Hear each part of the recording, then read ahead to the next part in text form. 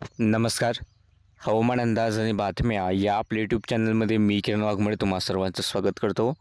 आज 23 मे सकाळचे 9:30 वाजलेत. पाहूयात येत्या 24 तासात राज्यातील हवामान कसे राहील.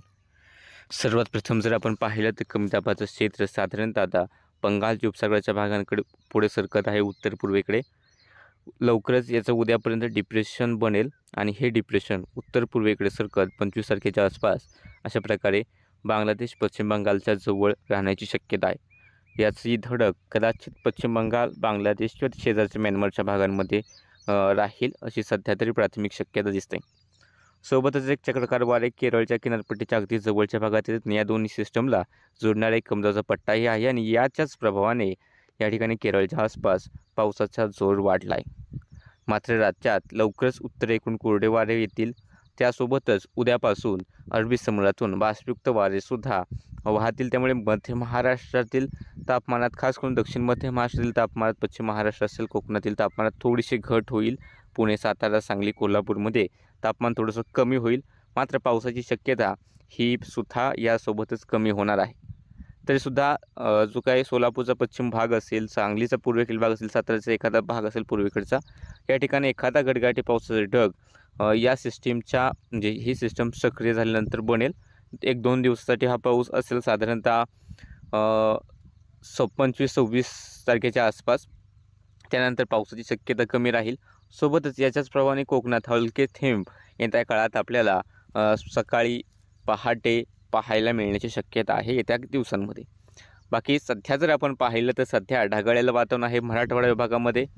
उत्तर महाराष्ट्र विभागामध्ये सुद्धा ढगाळलेलं वातावरण किंवा इकडे सिंधुदुर्गच्या आसपास ढगाळलेलं वातावरण बऱ्यापैकी पाहायला मिळते. पण जरी हे सध्या ढग असले तरी विशेष पावसाची शक्यता उत्तर महाराष्ट्रात नाही. मराठवाड्याच्या हे भागांमध्ये विशेष मोठ्या पावसाची शक्यता नाही. मात्र तापमान मात्र या ठिकाणी वाढलेलं पाहायला मिळेल. जळगाव, धुळे, नंदुरबार, नाशिकचा मालेगावचा भाग असेल, छत्रपती संभाजीनगर, बीड, परभणी, जालना, अकोला, बुलढाण्याचे भाग असेल, अमरावतीचा भाग असेल, या ठिकाणी तापमान 43° किंवा त्याहून अधिक पाहायला मिळण्याची शक्यता राहील. म्हणजे या ठिकाणी उष्णतेची लाट राहील. तसेच नाशिक, पुणे, नगर, साताऱ्याचे पूर्वेकडील भाग, सोलापूर हा भाग असेल, या ठिकाणी उष्णतेच्या लाट सदृश स्थिती असेल. वर्धा, नागपूर, भंडारा, गोंदिया, गडचिरोली, चंद्रपूर या ठिकाणी सुद्धा उष्णतेच्या लाट सदृश स्थिती आपल्याला पाहायला मिळेल.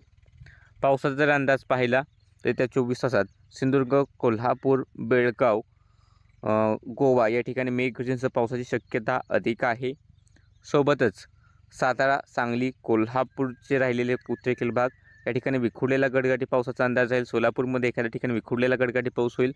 त्यानंतर पुणे, नाशिक, नगर, बीड, जालना, जळगाव, छत्रपती संभाजीनगर, बुलढाणा, अकोला, अमरावती, वाशिम, परभणी, लातूर, नांदेड, अमरावती, नागपूर, भंडारा, गोंदिया, गडचिरोली, चंद्रपूर या ठिकाणी क्वचित स्थानिक वातावरण तयार झालं तर एखाद्या ठिकाणी हलका पाऊस होईल. अन्यथा मुख्यत्वे हवामान या ठिकाणी कोरडे राहण्याची शक्यता आहे. मुंबई, ठाणे, पालघर, रायगडकडे सुद्धा विशेष पावसाचा सध्या तरी अंदाज दिसत नाही आहे. बाकी बदल झाला तर नक्कीच कळवू. साप्ताहिक अंदाजसुद्धा सायंकाळी आपण देऊ, ज्यामध्ये हवामान विभागात साप्ताहिक अंदाज कळवूया. बाकी अशाच प्रकारचे व्हिडिओ पाहण्यासाठी चॅनलला सबस्क्राईब करा, व्हिडिओ लाईक आणि शेअर करायला विसरू नका.